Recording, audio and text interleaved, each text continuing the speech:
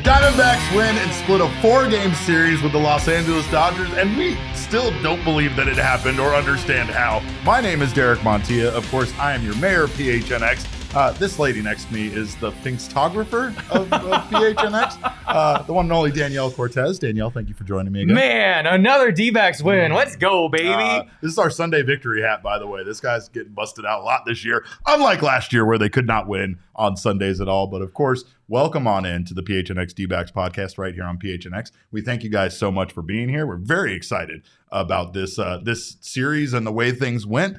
All things considered, we're going to get to the numbers here in a little bit, but the numbers don't look great. The numbers don't look great, and that's not what's important. What's important is the Arizona Diamondbacks managed to win 2 very close games in this series. Their bullpen was a huge part of them winning these games, and they somehow leave LA splitting the series 2-2. First time they haven't lost a series in LA since 2018. 2018, right? 2018. Oh it has God. been 5 years since the D-backs haven't lost a series in LA. And you know what? We were talking about the numbers. I don't care. You know, the only thing I care about is a win. We got 2 wins, 2 close games. That's right. And like the bullpen, man. Yeah. Where was this the last couple of years? I love it. Well, the bullpen was very bad last couple of years, as we know. Yeah. And the bullpen was not bad in this game. Also, someone who was not bad in this game was Zach Davies. Still a question mark, obviously, in the rotation. We'll talk about Madison Bumgarner's unfortunate night on Saturday here in a minute, but Zach Davies was pretty great on Sunday, to be honest. Davies pitched 5 innings, gave up 4 hits, 1 earned run, 2 walks, 4 strikeouts. The only earned run was a home run from was it Will Smith? Will Smith, who has just been. I don't even understand what's going on with Will Smith, but I will say this: the Diamondbacks did make the other guys beat them. Really, when it came to this series, when you look at the numbers, you look at who did it to them, who put up big numbers. It was kind of an odd list of characters, and not exactly the Mookie Betts and the Freddie Freemans you would have expected to be leading the way. Yeah, and you know what? You'll take that. Yeah. Oh yeah. Mookie Betts, Freddie Freeman did not have a great series, and boy, you just hate to see it, right? No, you hate to see it. Let's go, man. Yeah, Will Smith. Will Smith took advantage of a really bad. What was it? I have it in my notes here. Took advantage of a 1-1, like a 1-1 hanging changeup, and you know Zach Davies will be the first one to admit that was a bad pitch, but that was the only mistake he made all game, and you will take that. The biggest thing here was it really felt like this was a close game where the Diamondbacks had to do everything right in order to keep it close. Yeah, including some of manager Torey Lovullo's calls, some of his bullpen calls. I know we both clutched each other when they brought in Scott McGuff there in the 9th inning after Andrew Chafin had been dealing. But the bullpen was solid. There is a considerable amount of, especially in this game, of credit that needs to go towards the bullpen. Not only was Scott McGuff solid in the 9th inning and Andrew Chafin, but I mean, the bullpen was kind of solid this entire game. When they brought in guys, I mean, Miguel Castro was just absolutely filthy. Yeah, absolutely filthy. You kidding me? Coming in throwing a 97-mile-an-hour sinker in there, and then that wicked slider. We will take that. Yeah, no runs, no hits, 7 Ks, says Michael McDermott. That is how the pen did today. So. But again, there were a lot of little moments that the Diamondbacks tried to make something happen. Some things didn't go right for them, like Ketel Marte getting thrown out at a crucial play at home when you could argue that the Diamondbacks shouldn't have sent him in such a big moment. But they did everything they could on the base path to continue putting pressure on the Dodgers. And inevitably, that was what the big turning point was for them there in the 9th inning. Corbin Carroll stole both second and third base today. Will Smith was unable to make a throw either time. Carroll stole 3 bases total. 3 total bases on 0 throws. Yeah. That's what speed will do to you, baby. Pretty fast. And, of course, Geraldo Perdomo maintained his wrist king status with an RBI double that knocked Carroll in. And, of course, Carroll getting on base was another key to this game, not only staying close, but being close there late. And I know we have other stuff to talk about in regards to Saturday night's game and the rest of the series, of course. But we have Jake McCarthy, who actually had some information, some more on how this speed impacted this particular game. It's it's a hard play. Even the other night with Outman taking an extra base on me. Like I feel like speed applies some pressure there, and this series, balls didn't seem to be dropping. Feet flyouts, groundouts, whatever. So I figured that's you do the percentages there. I'm a pretty good bunter. I've been working on that play this spring, so why not? McCarthy used his speed there to get on base in a play that actually, I mean, that's one of those situations where it literally applied that pressure that caused the mistake that was made, right? I mean, that was a fairly routine ground ball, just like we saw Corbin Carroll get on base with earlier in the season, right? Where there's just even a routine ground ball is not an easy out against this Diamondbacks team. Yeah, that's D-backs baseball, right? Yeah. Put the pressure on the defense. They won on a ninth inning 2-out drag bunt. Yeah. That's D-backs baseball, man. Yeah. I mean, Jake McCarthy didn't have a hit in this series, right? But still ended up playing a critical role. Jesse ended up sending a tweet before that ninth inning. I can't find it. It's way down there, where it was Rojas, Thomas, and McCarthy were 0 for 24 at one point in this series. And then what happened? Jake McCarthy just makes things happen. He is a baller, man. He's just, every winning team needs a guy like Jake McCarthy who's willing to do whatever it takes to get that win, right? Yeah. And you just love to see it. What kind of mental fortitude does it take to drop down a bunt with 2 outs at Dodger Stadium? Oh, yeah. In the ninth inning. Yeah, absolutely. Of a tie game. You just love to see it. And again, there's plenty of calls that Torey Lovullo made in this series that led to the 2 wins that they had. Like his managing of these games was critical at times. And I mean, again, even when we talked about there in the ninth inning, we were not big fans of the move to go away from Chafin, and they worked. Yeah, both times. Hats off to Torey, man. He knows what he's doing, I guess. I found Jesse's tweet. Yeah, Jesse tweeted out Josh Rojas, Alec Thomas, and Jake McCarthy are 0 for 24 to start the season, and that was prior to. I believe that, I don't know, was that considered a hit? Let's see. That's a good question. Yeah, that was a hit. It was a hit. So Jake McCarthy picked a great time to get that one down. And lay down the perfect bunt. Of course, Corbin Carroll, another big part of this win like we talked about, and he continues to make things happen even if he's not doing great at the dish, he finds a way to get on base. He finds a way to make things happen. And I think we have more from Carroll in the clubhouse. Pretty sick. Yeah, I loved it, right? I don't think any of us are really feeling our best at the plate right now, except maybe Walk. Walk's probably feeling pretty good, but just, to find a way to grit that one out, right? That's who he is as a player, and it's awesome to see. And he's not wrong. Christian Walker was outstanding in this season. In fact, we are giving Christian Walker our D-backs, PHNX D-backs, King Snake of the series. Christian Walker, 429 batting average with the solo run in that thumping that they took against the Dodgers in Game 3, 2 RBI. But that's fine. The biggest thing here is that Christian Walker looks very good at the dish. He was able to get on base plenty, and honestly, he could be a catalyst, right? They're hitting in the middle of the lineup. With these other guys getting on base, it really doesn't matter how they get on base, whether it's with the bat or taking walks, whatever way that they can get on base. But I mean, Christian Walker being there is pretty key and doing a great job. Yeah, and I mean, if you look at last season where Christian Walker was barreling up everything, and it just happened to go right to defenders every single time. There was a stat being thrown around last year that he was the most unlucky player in all of baseball. Yeah. And so now, you're hoping that you see those balls that he's just been scorching drop. Yeah. So hopefully, 429 is pretty good, huh? That's not bad. And also don't look now, but Geraldo Perdomo's also batting 400. So you'll take it, Yeah. But most importantly, the most important thing of all, no matter what happened in this series, the Arizona Diamondbacks are 500. Let's get up Mount 500, baby! Throw the graphic up there. Let's go, David. Let's get up Mount 500. Oh, I missed this. Let's go. Get up to the top of there, Cattell. Oh, man. Yeah, this is a lot of fun. And of course, Saturday night, not so fun, right? Right. Madison Bumgarner was diagnosed apparently with arm fatigue after the game, and I guess that's what you call it. after you give up 5 earned runs in 4 innings pitch. But Super Chat from the Buck Stops here. Let's go. When's the Mad Bum vent session? Right now! Right now!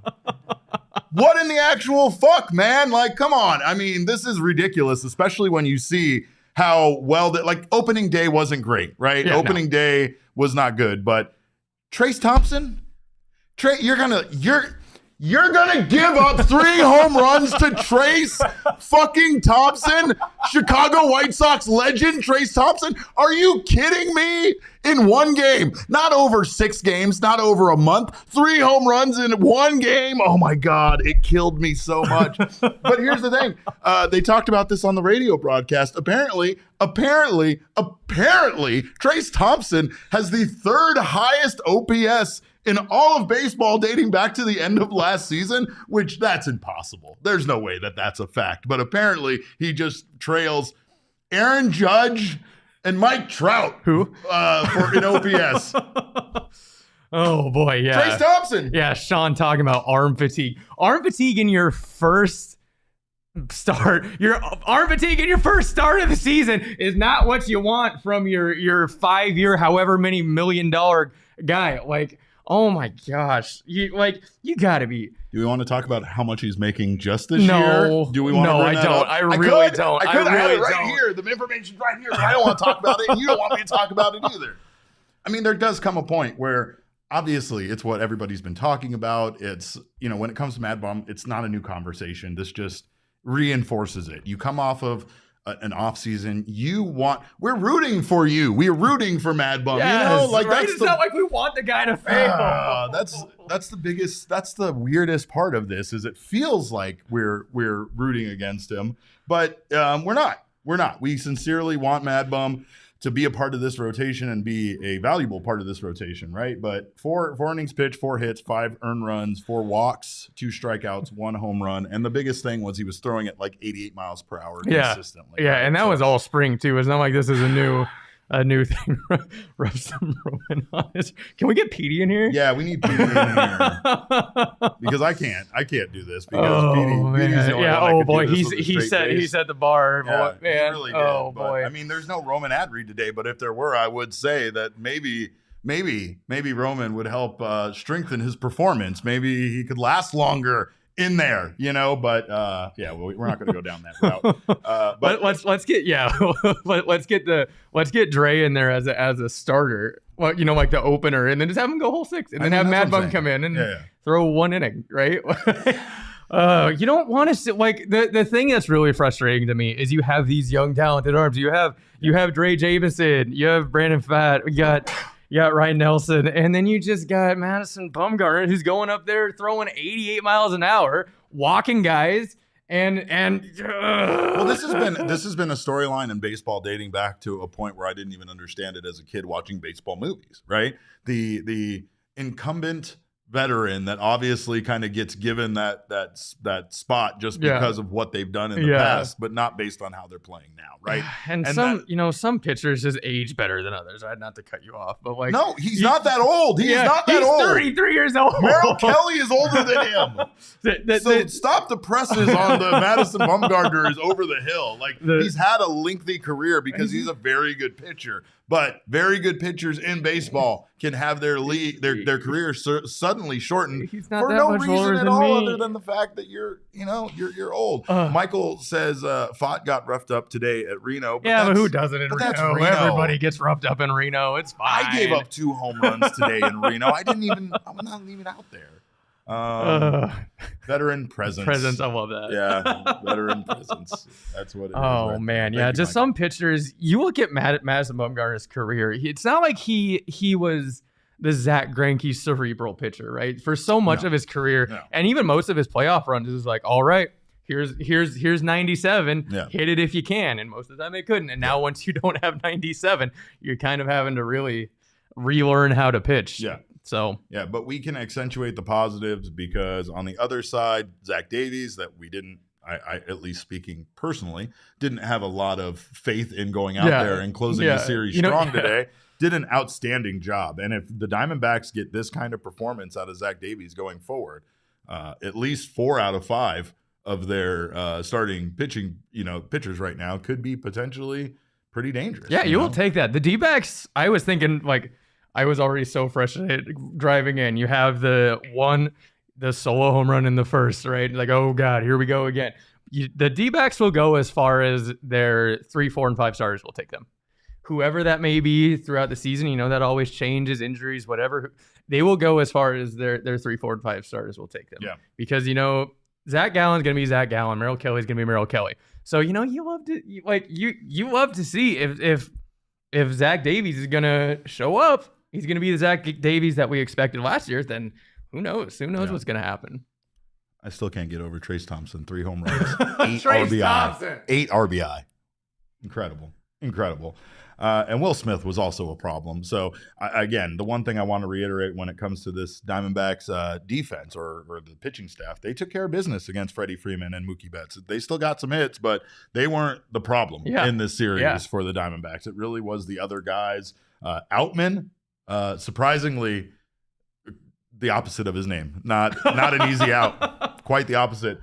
Miguel Rojas walked like 8 times in the series, if I'm correct, maybe even 9. I stopped counting after a while, not because I got bored, but just I refused to count anymore. It was just so absurd after a while. So a lot of things to tighten up, but that's the positive here is that there was a lot of mistakes made. The offense really didn't show up in the series at all. And they still split the series. And they still split the series with the best team in baseball, essentially. Or what for the last 5 years, right? The Dodgers are the team to beat, and as much as we hate admitting that now, that's what they are. Yeah, and they did it on 7 runs in the entire series. I know. So you know what? When this offense starts clicking, I think this was Jacob that was talking about this. But when this offense starts to click, watch out. Be a problem. Watch out. We gonna be a problem, baby. But thank you guys for being here right now on the PHNX Sports YouTube channel. If you haven't done so already, make sure to subscribe to the channel. That way you don't miss me in this hat every Sunday. And don't miss all the other wonderful shows going on this network. Sign up for notifications. And also leave us a thumbs up. There's 20 already. And that's just the self-affirmation that we need on this day. But we need it. We're fragile. Yeah, we need it. We're fragile. Our egos love that stuff. But also, if you're listening on your favorite audio podcasting app, please subscribe if you haven't done so already, and leave us a review. We always love the feedback. Most importantly, go over to gophnx.com and sign up for a Die Hard membership. Not only do you get access to all of our wonderful content, including Full Count newsletter by Jesse Friedman, you also get access to discounts, all sorts of wonderful discounts. You get 20% off all future purchases at the PHNXlocker.com, as well as a free piece of merch every year you're a member. You also get discounts with our partners. Mountain Mike's will just straight up give you a $50 gift card when you join. So, I mean, come on, right there. There's your money's worth back on getting this membership. But you also get merch only for members, as well as access to our members-only Discord lounge, which is the best place to be an Arizona sports fan. So sign up today and join us over here. Become part of the family. It was so great to see so many of you guys out this weekend at the State Farm Stadium at the BetMGM, watching the college basketball. And of course, we are looking forward to doing so many more events out there. And we are very excited to be partnering with our friends at BetMGM. Keep your eyes peeled very soon for PHNX curated in-app bets. The Defin Lock is an inevitability. There has to be a Defin Lock, and it has to be the thing you bet on all the time. But if you haven't signed up yet for BetMGM, use code PHNX and you will get up to $1,000 first free bet offer on your first wager with BetMGM. It's this simple. Download the BetMGM app and sign up using bonus code PHNX. Deposit at least $10 and place your first wager on any game. You'll receive up to $1,000 in bonus bets if your bet loses. Make sure you use bonus code PHNX when you sign up. And to kick off this partnership, we're doing a massive watch party this Saturday at 2 p.m. at the BetMGM Sportsbook. Oh, that was that thing that we did. See, sometimes I just read stuff, but yeah. I'm Ron Burgundy. I'm Ron Burgundy. But yeah, definitely make sure to check out the BetMGM app. And, like I said, keep your eyes peeled for that Defin Lock. And now, speaking of the Defin Lock, listen to Shane talk about the disclaimer. Disclaimer, 21 plus to wager. Visit BetMGM.com for terms and conditions. U.S. promotional offers not available in Washington, D.C., Mississippi, Nevada, New York, and Ontario. Gambling problem? Call 1-800-GAMBLER. Colorado, D.C., Illinois, Indiana, Louisiana, Maryland, Mississippi, New Jersey, Ohio, Pennsylvania, Tennessee, Virginia, West Virginia, Wyoming. Call 877-8-HOPE-NY or text HOPE-NY 467-369, New York. Call 1-800-NEXT-STEP, Arizona. 1-800-522-4700, Kansas, Nevada. 1-800-327-5050, Massachusetts. 1-800-BETS-OFF, Iowa. 1-800-270-7117 for confidential help, Michigan. He's good at that. Man. He's good at that. You know, it's funny because you think it's pre-recorded, but he's in the other room doing it live every time. I am thinking ahead to WrestleMania night 2. You're not wrong about that, but till we get to that point, we have lots of fun stuff to break down when it comes to the numbers in this series. Let's take a look at these numbers in this 4-game series because it's a little lopsided, and you know, if all you're considering is the numbers, yeah. Baseball makes no sense. Baseball doesn't make any sense at all.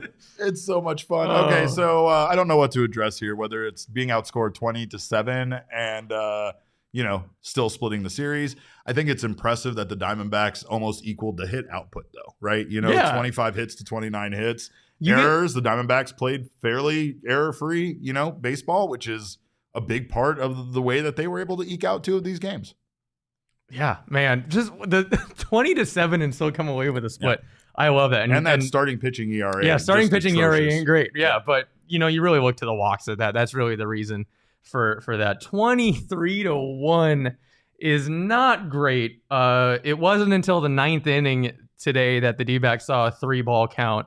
And that's not exactly what you're looking for when you're winning baseball games, but it doesn't really matter because they won 2 out of 4, baby. 23 walks to 1 walk. That's crazy. The batting average was a little bit better there. It was actually 278 for the D-backs for 5 for 18 and 8 for 30, but 8 for 30 versus 5 for 18. I mean, the Dodgers had plenty of opportunities, and to be honest, they weren't very good with runners in scoring positions. They were 0-4 in 2 of the games, and that's the 2 losses. So again, the Diamondbacks were able to find a way to win, and that's what's important for a young team that's still trying to, I guess, develop their identity. Yeah. Right? Like we know what they're gonna be, right? They're gonna be. It's gonna be team wins like this. Jesse's going to be busy in the clubhouse quite a bit because of the fact that he's going to need to talk to so many guys, right?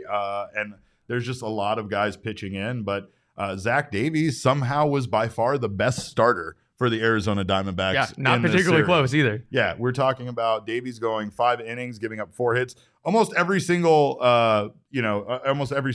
player here gave up 4 hits or more. But Zach Davies somehow went the longest at 5 innings pitched, 4 hits, 1 earned run, 2 walks, 4 strikeouts. You have Zach Gallen, 4 2/3, 6 hits, 5 earned runs, 3 walks, 7 Ks in his outing. Merrill Kelly, 3 2/3, 4 hits. He was very good in not giving up very many runs. He didn't give up any at all, but he had his 4 walks and his 4 strikeouts. And then we already talked about Madison Bumgarner. But when you take a look at what the Dodgers starting pitching was able to do, I mean, it was just one stellar outing after the next. That's the reason why that ERA is a paltry 1.44 in 4 games for their starting pitching staff. Urias gave up 2 earned runs. Dustin May gave up nothing, barely gave up any hits. He gave up 3 hits in 7 innings pitched. He was their best starting pitcher in this series. Kershaw in 6 innings gave up 4 hits, 1 earned run, no walks, 9 Ks. So an excellent outing for Kershaw. And Syndergaard today was somehow just incredible. He was the Mets down. Syndergaard again, apparently. Yeah, so he gave up 4 hits, 1 earned run, no walks, 6 Ks. So the Diamondbacks were up against some formidable starting pitching. Once they were able to get into that bullpen, though, they made some things happen. And of course, the drawing the 1 walk, that's just incredible. And of course, it was Geraldo Perdomo with the 1 walk, right? Who he's up there to walk, and sometimes he'll run into one, right? Yeah. But it's D-backs got a lot to work on. You and I talked about this while we were watching the game. To me, it looks like the D-backs are really trying to adjust to the new rules, right? No shifts. You see a lot of guys going up there, and they're just swinging out of their shoes, swinging early, trying to pull the ball. Yeah. You're not going to get on base when you're trying to do that, right? So, once the season gets going, it's not opening weekend anymore. You're not in LA. You find your footing. I think the offense will be just fine. I don't think there are a whole lot of people that are too worried about the D-backs offense. I certainly am not. Sure. I think this is just a product of facing really good pitching, adjusting to the new rules, and adjusting to sort of the new season. There's a lot of new faces. There's a lot of, lot of stuff going on. So I am very excited to see what this team can do when the offense gets going. Matthew says in the chat, did my wife just say Christian Walker is hot? Not wrong. She's not wrong. Whether you're talking metaphorically in his bat right now or just general hotness, like that's a hot dude right there. So yeah, she's not wrong. She's very correct. Also very hot, Miguel Vargas. Again, very hot. He's a hot dude, but hot at the plate because he was able to walk 8 times in this series. How? Is it all that time he spent with the bat on his shoulder during spring training? Because it fucking worked. The man has an eye at the plate like nobody else. I mean, whatever the Dodgers made him do where he wasn't allowed to swing for so long, somehow worked. It worked in spring training and it's working now. And he carried over and God, what the heck is happening there? Like, I don't even know, man. Baseball is so dumb, and I love it. It is. It's the best. I love it. Dumbest game out there, and I love it more than anything. Torey Lovullo did talk about Zach Davies today and his contributions. This was sent to us over by Jesse, who will be joining us very shortly. But this is what Torey Lovullo had to say about the job Zach Davies did. Yeah, it was a big ask. It's a day game. We're down 2-1 in the series, and we're going to fight to even the series. And he comes out and is throwing the ball as good as I've seen him all spring training. And it was an aggressive fastball, changing speeds, and he wiggled out of some jams, and he's just got a good heartbeat. I had a conversation with him. We just felt like in the first outing we were going to clip these guys short. He'd been built up to 80 pitches. He probably could have gone 7 more pitches, but at that point it didn't make sense, and he gave us all he had for as long as he had, and that's all. That's again, like I agree with him about Zach Davies. I know that they were all going to be on a short leash, but there's something to be said maybe about how the Diamondbacks hitters weren't really working the count much and letting the starters last as long as they did, because by comparison, it was just, Diamondbacks starters being pulled in 4th regularly and the Dodgers starters making it to 7 innings. Like, both Dustin May and Noah Syndergaard entered the 7th inning with 70 pitches. Yeah. You just can't do that. Yeah. You can't allow them. You can't just go hacking early, right? You can't allow the team starters to go that deep that easily, right? And like we said, I think that's just a product of a new season. They're pushing. Evan Longoria even said it yesterday in his post-game interview that he feels like they're pushing. Yeah, they're pressing a little bit too much. So wait to see what goes on. I'm just excited. We got the 2 wins. I'm pumped. And I know who else is pumped. Joining us right now from Dodger Stadium in Los Angeles, it's the vice mayor of Chavez Ravine himself, the one and only Jesse Friedman. Jesse, get in here. How you doing, buddy?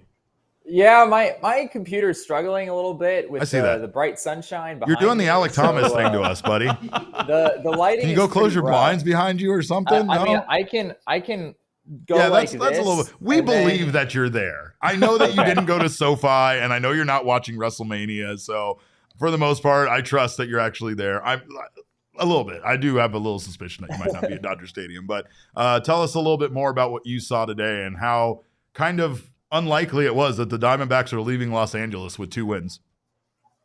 Yeah. You get outscored 20-7 in a 4-game series. You don't necessarily expect to be talking about a series split, right? That's true. That's exactly what the Arizona Diamondbacks were able to pull off.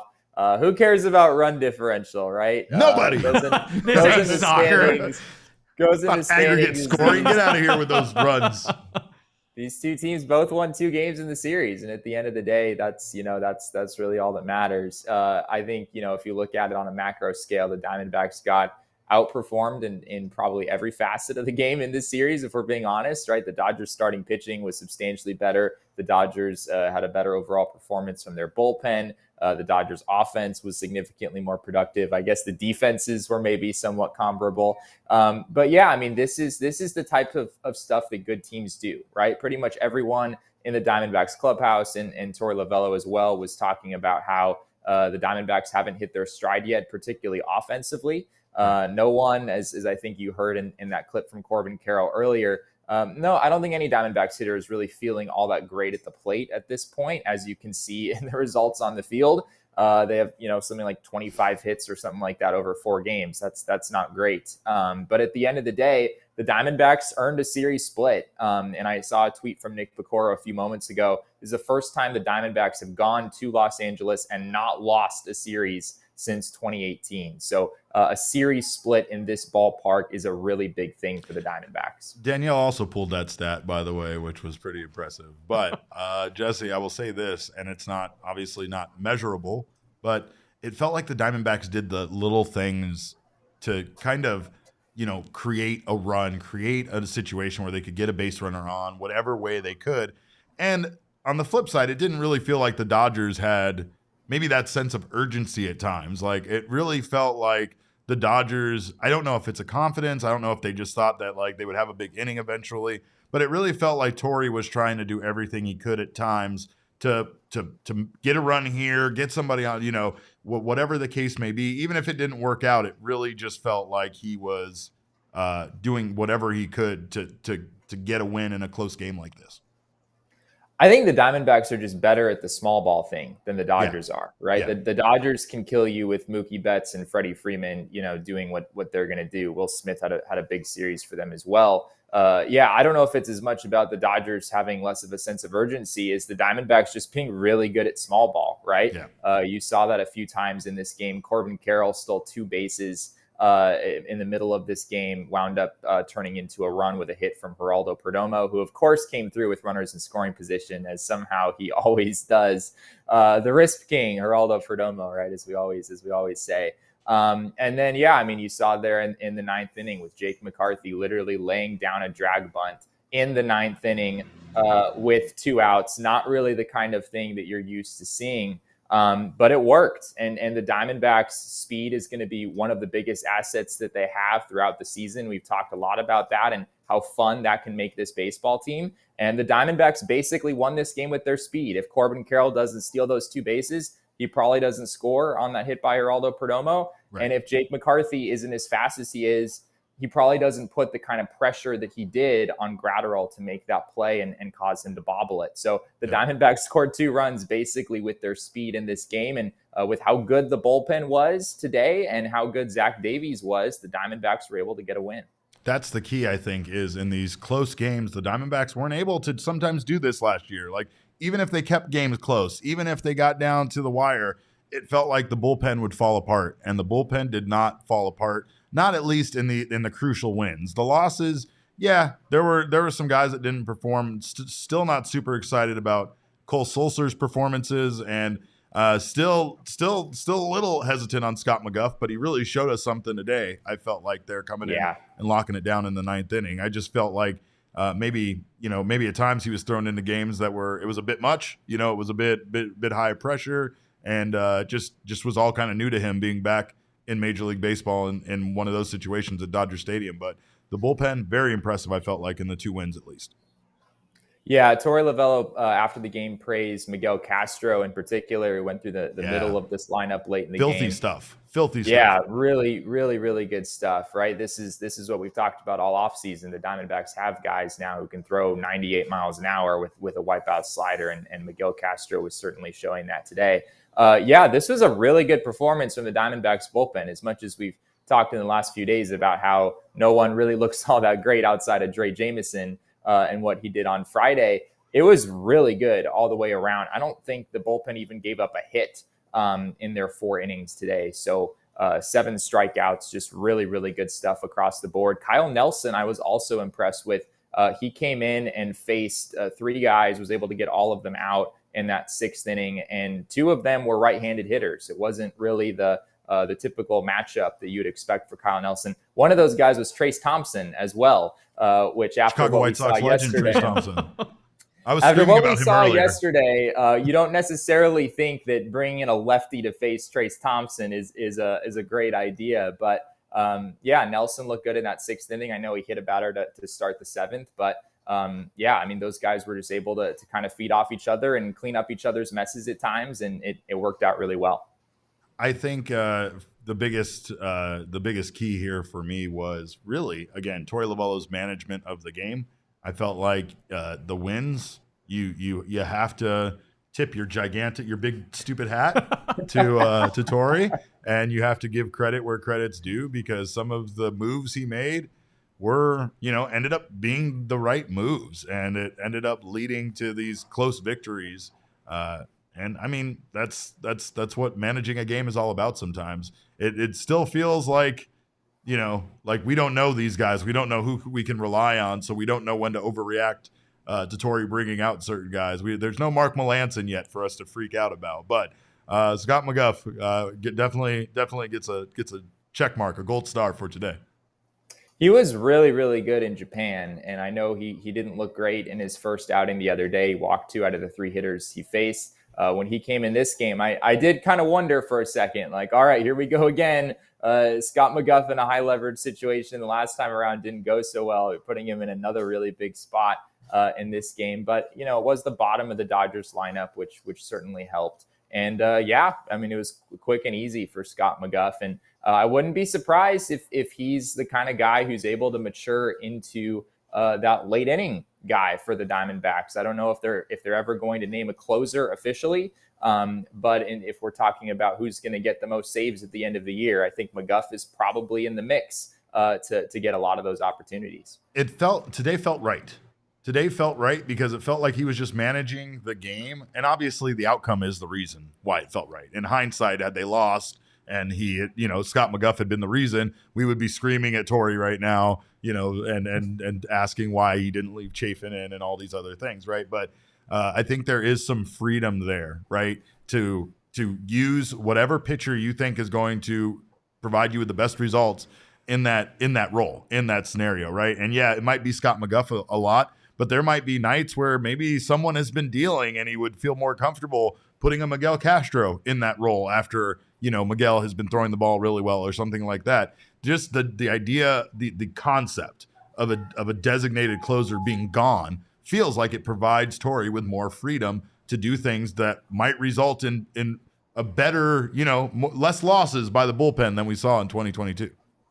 Yeah. I mean, you don't have your hands tied behind your back with one particular guy. If one guy is struggling in a role, then you feel the ability to remove them from that role and not keep forcing them into that spot over and over again, like we've seen with Mark Melancon last year and Greg Holland, Brad Boxberger. The list of aging closers goes on. Ian Kennedy last year was like the next option, right? Because obviously Kennedy had a closing experience, but it just didn't feel like he was the right one. But once Melancon wasn't available and he had to go to Kennedy, it was like clockwork that he would go to Kennedy automatically in those high leverage situations. This just feels different. It feels better, much like Torey's ability to manage this game differently with the speed that he has on this team. It feels like he can manage it differently with the bullpen that he has now. But Jesse, I did want to ask you about the one play that we saw. I know we have some video here from Torey talking about Ketel being sent there in the 9th inning, which made us all have a little bit of a heart attack, lose our minds just a little bit.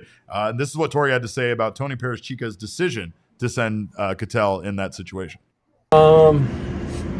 It's easy to be hypercritical in that situation where in first and third and no outs, and you got your probably arguably your best run producer coming up. So all's well that ends well. Let's say that. I love it. What a response. Where'd Jesse go? Get Jesse back in here. He made Jesse go away. All right. I kicked Jesse off the show. Yeah, sorry, Jesse. He kicked you out. That was a pretty funny moment, and I mean, pretty honest story there. It was especially funny because at the beginning of the press conference, when the topic of that play came up initially, I think Torey's exact words were, "I loved the send by TP," but you could tell it was sort of. Like kind of Torey speak a little bit. And then later on when we asked that question directly, he was like, all's well that ends well. Not gonna throw Tony Perez-Chica under the bus or anything. But yeah, that made no sense. I think we can be honest here and say that made absolutely no sense. You've got a man on second base, right?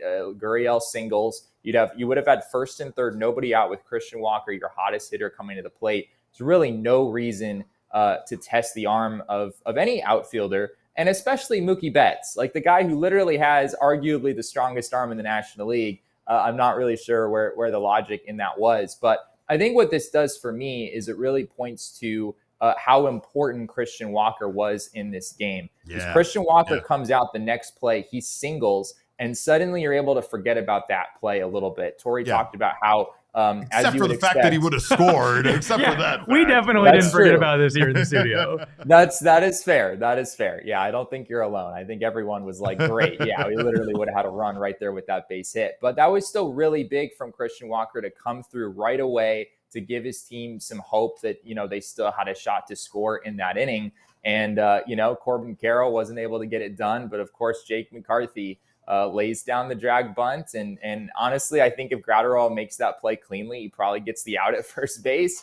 But Jake McCarthy is really fast. And when you have guys who are really fast, it puts pressure on the defense and it makes them make mistakes. That's it. It's like Corbin, right? I mean, there's other guys in this lineup that could not have done today what Corbin was able to do, right? Yeah, and speed again too, right? Taylor made double play that he beats out and he ended up scoring the next play. Yeah. So. They're doing this quite a bit to these guys, and they're making it out to they're putting them in a position where you have to make kind of a perfect play, and that just doesn't happen in baseball all the time. So it's like, it's not going to work out all the time, and we're going to see these young guys with their speed struggle to get on, even with how fast they can get down the line. But it's going to keep defenses really honest, and the biggest thing is that in a close game like this, that one run meant the world to the Diamondbacks in this case. In a close 2-1 ball game, you can't expect your bullpen and your starting pitching to go out and just put up one on the board every game. So this isn't going to work out for them if they can't find a way to unlock their offense and get things back on track at the dish.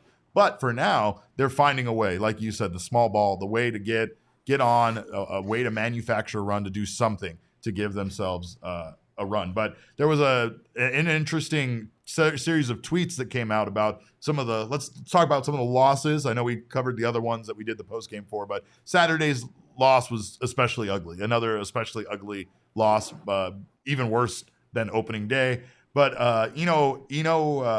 was pointing out Saris on Twitter was absolute legend. Was pointing out on Twitter how the Diamondbacks may have been tipping their pitches a bit in that game. Mostly Kevin Ginkel, a little bit of Madison Bumgarner, but Kevin Ginkel was showing some things that Saris was able to pick up while watching it.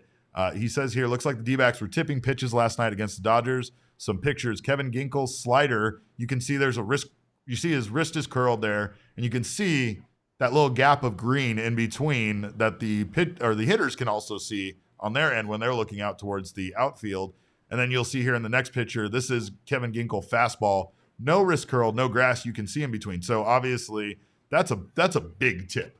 That's a big tip of your pitches if you're literally holding your wrist at a different angle depending on what kind of pitch you were throwing. He also talked about Madison Bumgarner letting runner on second see right into his glove and not doing a good job of hiding that. That gets relayed in here. That, I believe, is once again Chicago White Sox legend Trace Thompson at the dish. That's the grand slam. That hit the home grand slam on this play. So not great, but again, things that might be able to be worked on and corrected to allow these guys to have more success than they had in two of these games in this series. I don't know how much you guys have talked about Madison Bumgarner already and the news that came out today, but he wasn't great yesterday, and I don't think it was just because he was maybe tipping some of his pitches. The stuff just wasn't the same yesterday for Mad Bum, right? Velocity was down about 2 miles an hour across the board. So, he's being sent back to Arizona to be evaluated by the team doctors. We'll see what comes out of that. It certainly sounds like as of right now, the Diamondbacks aren't planning on making any roster moves, and he's still lined up to make his next start, which would come against the Dodgers once again on Friday at Chase Field. But we'll see. I mean, if something shows up, maybe the Diamondbacks get Bumgarner off the mound for a little while and try to figure out what is going on there. Maybe it's not just that he was struggling yesterday, which he was, but maybe there's actually an underlying health issue that had a role in that. Jesse, you're going to get on the road and you are off to San Diego next, which if you guys want to join Jesse out there in San Diego, that's a fun road trip to have. And of course, you need to stock up at our friends at Circle K before you head out. Their Polar Pops stay cold longer. Their iced coffee is just cheaper. Why pay $5 for an iced coffee when you can get one for just $1.89 at Circle K? Not to mention all of my energy drinks that I need to survive are available there. And it's hard to find a better price when you can get Red Bulls 3 for $8 and Monsters 3 for $6. Make sure you're not missing out on all this great stuff and be stocked up all March Madness long. Head to CircleK.com/store locator. That's CircleK.com/store-locator to find Circle K's near you. And make sure you get stocked up before you head out on the road for any road trips this summer for go and watch baseball. Baseball road trips are the best. I love baseball road trips so much, especially to San Diego. That's a fun place to go. Also, while you're at Circle K, make sure to grab yourself plenty of Four Peaks beers. Their spring training tours are a wrap, but maybe they'll still show you where the ghosts help make the beer at over there at the 8th Street Pub. Check out their events calendar at fourpeaks.com/events for all your Beer Week entertainment needs. And most importantly, get ready this April 27th for the NFL draft. We are going to be out there. Cardinals, new coach. Cardinals, new GM. Cardinals, third pick in the draft. It's a big opportunity for our team, and the best place to take in this pivotal moment in the rest of the NFL draft on April 27th is at the Four Peaks 8th Street Pub. Must be 21 years or older to enjoy their beer and enjoy responsibly. But chicken tendies, those are for anybody of any age, is what I need to say. But Jesse will be in San Diego taking in the 2-game series with the Padres. We have the probables for that series coming up here. Ryan Weathers gets the start for the Padres against Ryan Nelson. So the battle of Ryan and Ryan. I don't know. Do we say those the same way? Not going to be confusing at all. Is that not the same name? Do we have to pronounce those two names differently? But in game 2, this is quite the matchup. Yu Darvish versus Zach Gallen. That's a pretty marquee matchup there. Jesse, your thoughts on young Ryan Nelson making his first start of the season, as well as Zach Gallen getting back on the bump after a rough opening day? Should be fun to watch. Should be a lot of fun to watch tomorrow night in San Diego. I'm looking forward to that one. Ryan Nelson in his last spring start looked really, really good. That game against Cleveland, the exhibition game out at Chase Field. Hopefully he's able to carry that into San Diego. The key thing I'll be looking for is how much is he relying on that four-seam fastball? Is he able to get to the slider, the curveball, the changeup? Is he getting swings and misses on pitches outside of the four-seamer? When he has all 4 of those pitches working like he did in that series against Cleveland, you can kind of see where some people are coming from when they talk about Ryan Nelson being, a mid-rotation starter, maybe even a top-of-the-rotation starter at some point in the future. So that should be a fun one with Ryan Weathers on the mound for the Padres, another lefty on the mound. The Diamondbacks lineup, I'm sure, will be adjusted accordingly tomorrow night. And then Tuesday is Yu Darvish's first start of the season, actually. Yeah. I think because of his involvement in the WBC, the Padres kind of pushed him back a little bit. So that'll be his first start of the season. Padres were able to battle back after the Rockies came out hot and took the first 2 games in that 4-game series. And now, much like Jesse tried to warn us on opening day, just temper your expectations because it's early and blah, blah, blah. But Jesse, we got a 4-way tie for first place in the National League West now. So things aren't looking so bad versus how they were looking after opening day.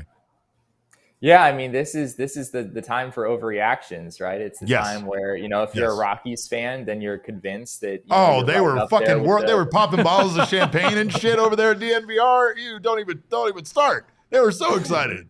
They were ready to crown their asses.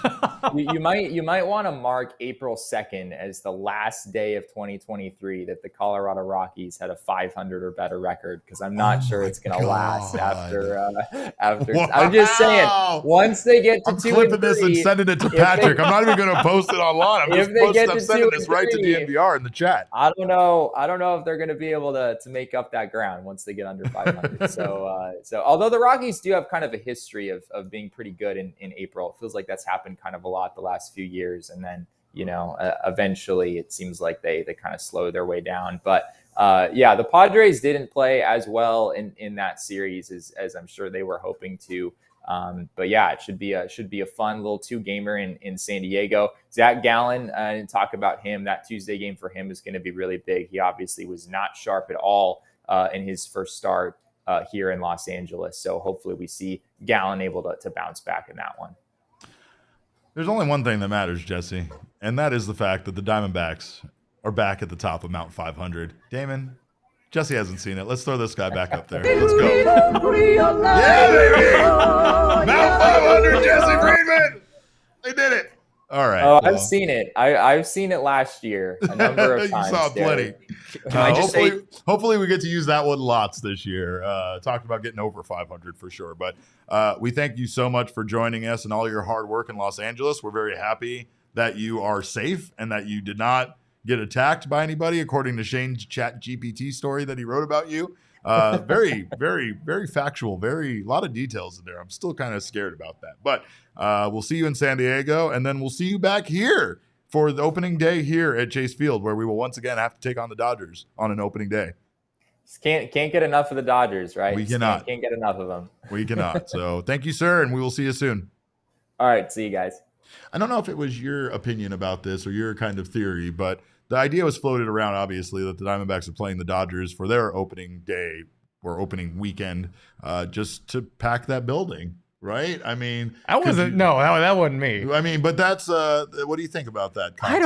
I don't buy that. You think it's just I don't buy that. A National League West thing? Yeah, I think it's just National League West thing. We tend to open with the National League West anyways. Right? Yeah, absolutely. So I don't think that's it. Absolutely. I don't know. I like to throw out conspiracy theories out there, but I just don't want to see them twice. But anyway. I don't know anybody in that building over at Chase Field that wants to see the Dodgers come to town ever. That was Damon's conspiracy. Yeah, that was Damon. Yeah, it was Damon's conspiracy. I knew it was one of you. I knew one of you were conspiracy theorists. But here's the thing: there's a way to watch Diamondbacks games, and that's with our friends at Fubo TV. Fubo TV has 140 live channels of sports, shows, and movies. You can stream live from any device, and you can watch the most Arizona sports for the lowest price. Watch your Arizona Diamondbacks on Bally Sports with Fubo TV. Use the link in the description to sign up for 15% off your first month of Fubo Pro. So if you can't make it to the game and you need a way to watch it, Fubo TV is your way to go. If you want to go to the game and you need tickets, the way to go is through our friends at Game Time. Of course, we have talked about Game Time being the ultimate app for procrastinators. And, Thursday, you wanted to see how they were going to play in this series. Maybe you're still waiting. Maybe you're still on the fence. Maybe you want to see if they can split the series with the Padres before you commit to going to opening day on Thursday. Understandable. I'll tell you this. First, we will be there, and I will be handing out to some lucky winners some foam fingers and whatnot. So make sure to join us. We'll be broadcasting live from Chase Field, and we'll be having all sorts of fun. But if you want to get cheap tickets, wait until Thursday and get your tickets last minute through Game Time. You can save up to 60% on tickets when you buy tickets last minute. And the best way to support us is by buying your tickets through the link in the description. But wait, there's more. We are going to give away 2 tickets to opening day. That is right. We are just giving away 2 tickets to opening day. You guys have to watch this show to find out how, but we will give those tickets away on Tuesday's post-series episode after the Padres. So stay tuned. Join us in the live chat. We are going to be giving those tickets away live in the live chat on the post-series episode, and that way you guys can join us. Two of you, I guess I should say, or one of you and maybe a friend, maybe, family member, whoever can join us for opening day. So we're very excited for that. In the meantime, you can follow us on Twitter. I'm at cap_caveman with a K. Danielle is at abracadanielle. Jesse Friedman is at Jesse N. Friedman. Damon is at Damon Dog with a DAWG there at the end. Of course, our show is at PHNX_DBacks, but all roads lead to at PHNX_sports on Twitter, Instagram, and Facebook. We love you. We appreciate you guys for being here. We thank you so much for being in the chat. On behalf of this entire crew and the Arizona Diamondbacks splitting the series, we thank you guys so much. And remember, kids, baseball is so much more fun when you can go into LA and not get beat down.